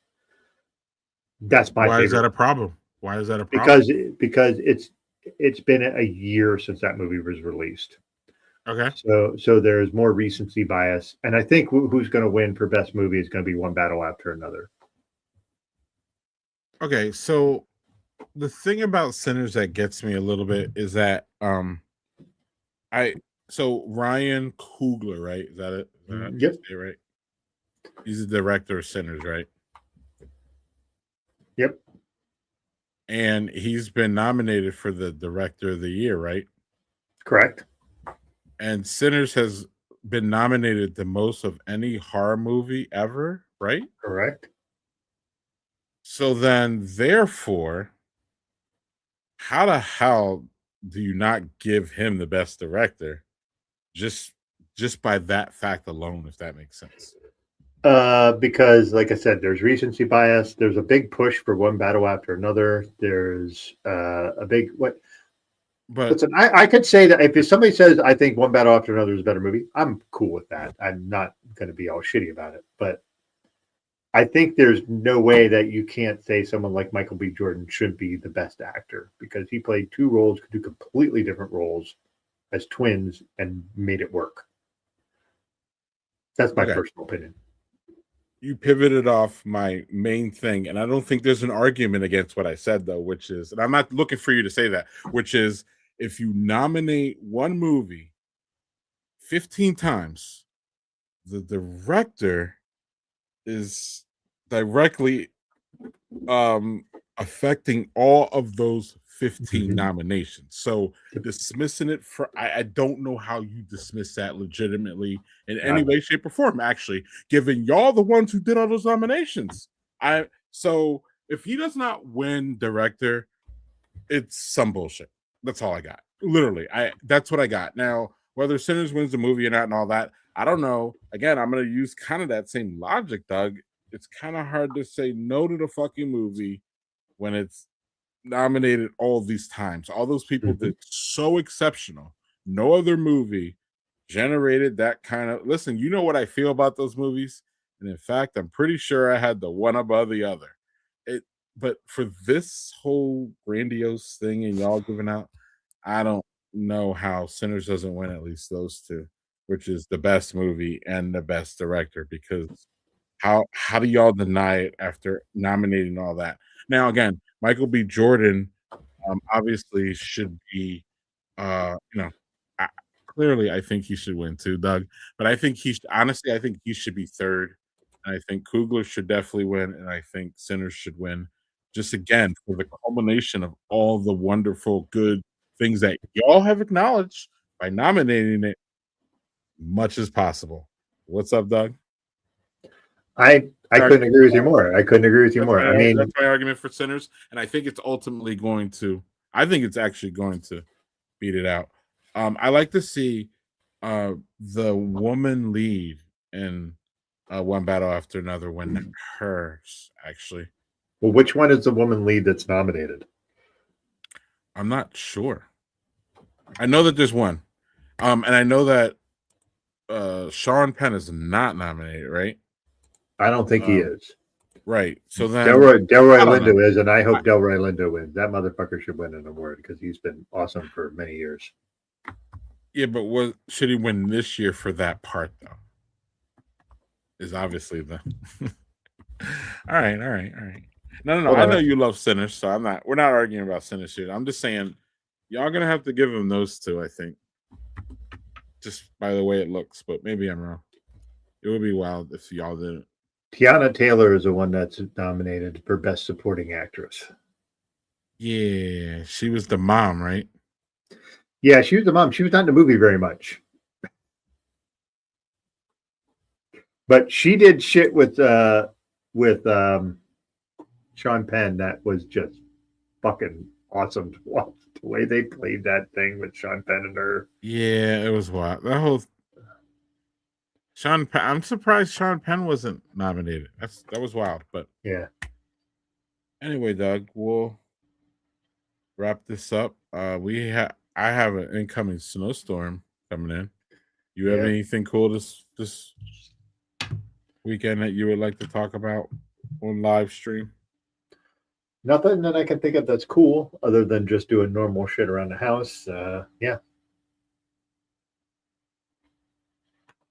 Mm-hmm. Nothing that I can think of that is like mention worthy. That's like, oh yeah, we're doing this. No, I don't. All right, Doug. Well, I'll see you next week, and we'll see y'all with Fan Dad, the Fan Dads, Victor Aragon. Yeah, I got questions for him about movies and stuff, so this will be fun. Like what? Well, I want to talk to him about Project Hail Mary specifically, but other things too. So. Is that coming out soon? It's coming out next Saturday. So we'll be talking to him the day before it comes out. He's already seen it. So Saturday, but not a Friday? That's weird. Maybe it's coming out Friday, but I have to work, so I can't see it before the show. So yeah. Okay. Movies come out on Fridays, though. Come on. Yeah. So Nice. All right. Sorry. I'm like, wait, is that a special release on a Saturday? You're like, I'll have to look up. Maybe it comes out on a Thursday. If it comes out on Thursday, I'll figure that out. But yeah. well, yeah, they do those Thursday night, midnight things. All right, Doug. All right, We're man. gonna do our Friday night, midnight thing.